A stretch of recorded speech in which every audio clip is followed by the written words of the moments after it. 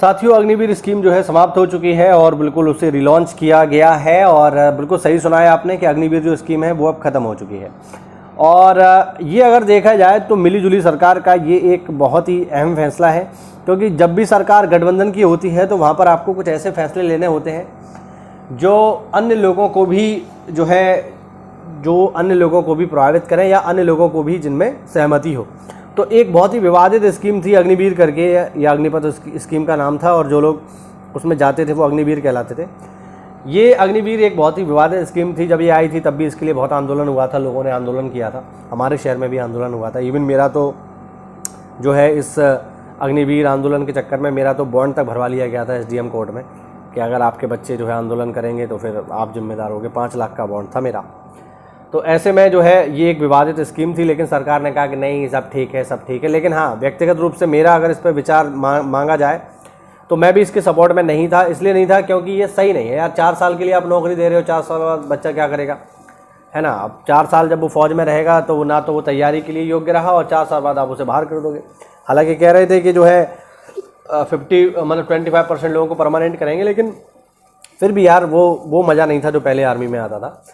तो अब इसको जो है दोबारा से रिलॉन्च किया गया है, और यहाँ पर जो है कुछ इंपॉर्टेंट चेंजेस हुए हैं। सबसे पहला तो इसका नाम चेंज हो गया है। अग्निपथ स्कीम का नाम अब हो गया है सैनिक सम्मान स्कीम। ठीक है, सैनिक सम्मान नहीं है, सॉरी, सैनिक समान स्कीम।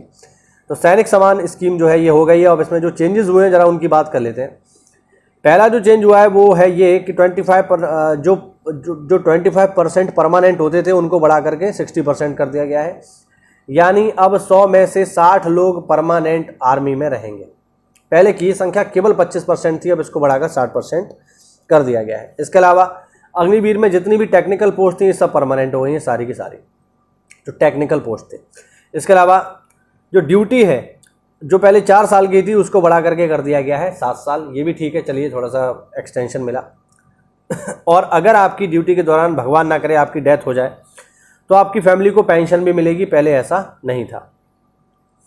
ट्रेनिंग जो है उसको भी बढ़ा दिया गया है। पहले जो ट्रेनिंग थी वो केवल 24 हफ्ते की होती थी, बट अब इसको बढ़ा करके 42 सप्ताह कर दिया गया है।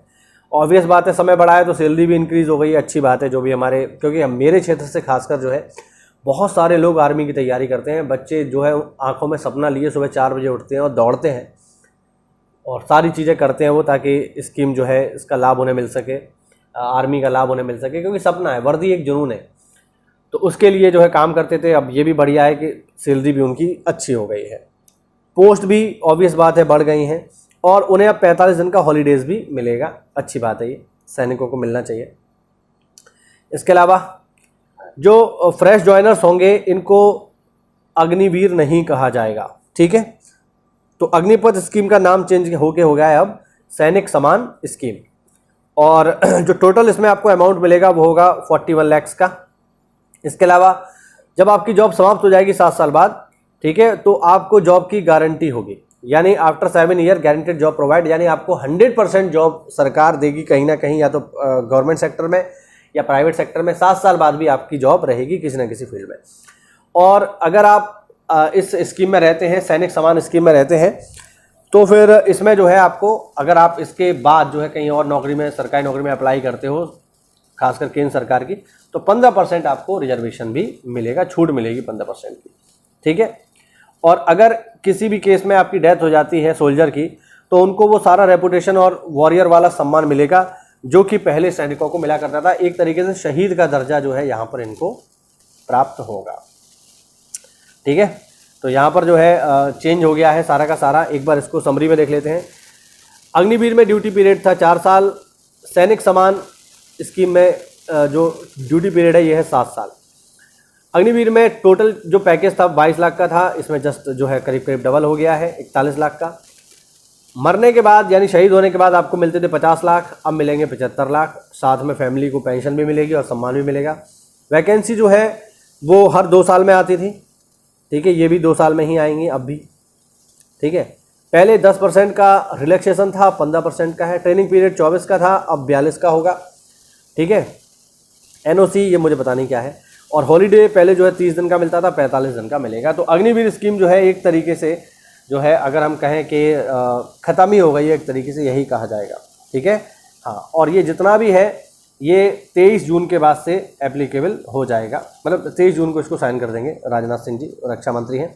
और सैनिक सम्मान स्कीम जो है started after the letter vacancy of February 2024, यानी फरवरी 2024 के बाद जितनी भी वैकेंसी आएंगी जो अग्निवीर से बच्चे लगे हैं वो सब सैनिक सम्मान स्कीम में काउंट होंगे। तो बिल्कुल सरकार का बहुत ही बेहतरीन फैसला है। अग्निवीर काफ़ी घटिया स्कीम थी, लोगों का नुकसान था, और अब इसे रिलॉन्च कर दिया गया है सैनिक सम्मान स्कीम। मेरा तो कहना ये है, ये 7 साल वाला भी खत्म होकर इनको परमानेंट करो यार, सीधी बात है।